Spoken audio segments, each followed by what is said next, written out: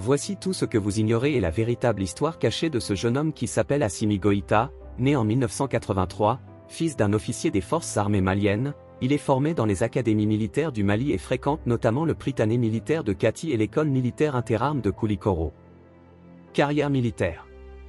Il dirige les forces spéciales maliennes dans le centre du pays avec le grade de colonel. Il est ainsi confronté à l'insurrection djihadiste au Mali. Assimi Goïta est, avec Ismaël Ouagé, Malik Dio et Sadio Kamara, Modibo Kone, l'un des organisateurs du coup d'État de 2020 contre le président Ibrahim Boubacar Keïta. Le 19 août 2020, il est désigné président du Comité national pour le salut du peuple. Le 24 août 2020, l'acte fondamental adopté par le CNSP fait de lui de facto le chef de l'État du Mali. La communauté internationale refuse qu'il prenne la tête de la transition ou le droit de succéder au président de transition à désigner, même s'il quitte l'armée. Il est finalement désigné vice-président de la transition le 21 septembre 2020. Le serment d'investiture a lieu le 25 septembre 2020. Toutefois, c'est Assimi Goïta qui demeure le dirigeant de facto du pays. Goïta avec le président russe Vladimir Poutine en juillet 2023.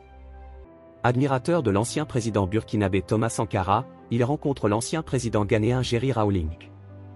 Le 24 mai 2021, peu après l'annonce d'un second gouvernement conduit par Mokhtar Ouane se caractérisant par la mise à l'écart de deux membres de l'ex-CNSP, les colonels Koné et Kamara, Bandao, le Premier ministre et le ministre de la Défense sont interpellés puis conduits sous escorte militaire à Kati. Le lendemain, le colonel Assimi Goïta annonce avoir démis de leurs prérogatives le président et le Premier ministre, qu'il accuse de sabotage de la transition, leur reprochant d'avoir formé un nouveau gouvernement sans se concerter avec lui, alors que la charte de la transition lui confère un droit de regard sur le choix du ministre de la Défense et celui de la Sécurité, anciennement occupé par ses alliés Kamara et Koné. Avec ce coup d'État, et, jusqu'à nouvel ordre, Assimi Goïta devient président de la transition par intérim. Le 28 mai, constatant la vacance à la présidence, la Cour constitutionnelle le déclare président de la transition par succession constitutionnelle jusqu'au terme de la période transitoire. Rapidement, il tend la main à l'Union nationale des travailleurs du Mali, qui organise des grèves. Le 28 mai, il annonce que la fonction de Premier ministre reviendra à la coalition d'opposition Mouvement du 5 juin Rassemblement des Forces Patriotiques, M5 RFP. Celui-ci désigne son chef, Choguel Kokala Maïga, pour prendre la tête du gouvernement, ce qui est effectif le 7 juin, après la prestation de serment de Goïta à la Cour suprême.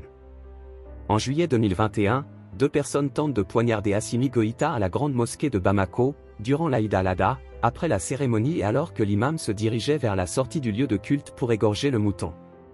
Le dirigeant n'est pas blessé. En décembre 2021, à l'issue des Assises nationales pour la refondation, qui propose de prolonger la transition de 6 mois à 5 ans pour mener des réformes politiques, Assimi Goïta annonce qu'il souhaite prolonger de 5 ans la transition. Il suggère ainsi de tenir le référendum constitutionnel en janvier 2024, les élections législatives et sénatoriales en novembre 2025 et une élection présidentielle en décembre 2026. Cette proposition est discutée lors du sommet extraordinaire de la CEDEAO du 9 janvier suivant. À l'issue de celui-ci, l'organisation, qui rejette également une proposition d'une transition de 4 ans, décide la fermeture des frontières avec le Mali, le rappel des ambassadeurs et un blocus économique. Le 21 février, la charte de la transition est effectivement amendée pour prolonger la durée de la transition pour une durée indéterminée maximale de 5 ans. Par ailleurs, Assimi Goïta est inéligible à la prochaine présidentielle, sauf s'il démissionne de ses fonctions. Enfin, le président du CNT devient le successeur constitutionnel du président de la transition. Le 21 août 2022, il nomme Abdoulaye Maïga, Premier ministre par intérim pour remplacer Choguel Kokala Maïga, hospitalisé depuis le 10 août 2022. Une enquête d'opinion réalisée en 2023 par la fondation allemande Friedrich Ebert Stiftung indique qu'une très large majorité de citoyens maliens se déclarent satisfaits du régime de transition présidé par Assimi Goïta. La période de transition se termine le 26 mars 2024 sans que des élections ne soient organisées. Merci de nous avoir accompagnés dans ce voyage à travers l'histoire de ce remarquable leader. N'oubliez pas d'activer la cloche de notification et de vous abonner pour ne plus manquer aucune de prochaines vidéos.